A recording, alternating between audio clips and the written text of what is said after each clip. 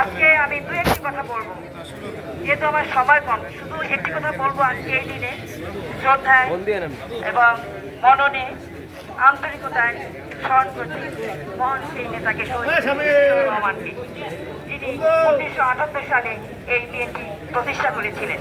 এবং 1975 সালে যখন দেশে বিশৃঙ্খলা, দুর্ভিক্ষ, দারিদ্রতা এবং বাকশালের রোষণলে দেশ বিশৃঙ্খলিত হয়েছিল, ঠিক সেই সময় নভেম্বর মাসে শহীদ প্রেসিডেন্ট জিয়াউর রহমান এবং তার ফ্যামিলি, আমার আজকের ম্যাডাম এবং খালেদা জিয়া সহ তার 2 ছেলেকে গৃহবন্দী করা হয়েছিল এবং তখন তাদের টেলিফোনে লাইন কেটে দেওয়া হয়েছিল।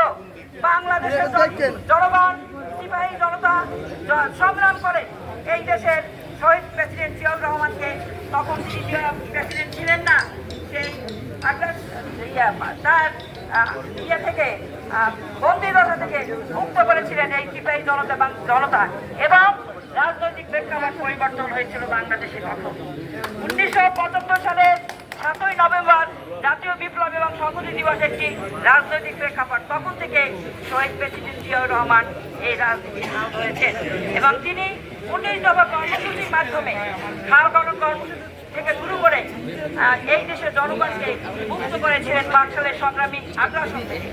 তিনি সংবাদপত্রের স্বাধীনতা এনেছিলেন। তিনি রাজনৈতিক দলগুলোকে রাজনীতি করার সুযোগ করে দিয়েছিলেন মহান প্রেসিডেন্ট জিয়াউর রহমান। যেহেতু সময় বেশি নেই, এখানে আমাদের শ্রদ্ধেয় নেতা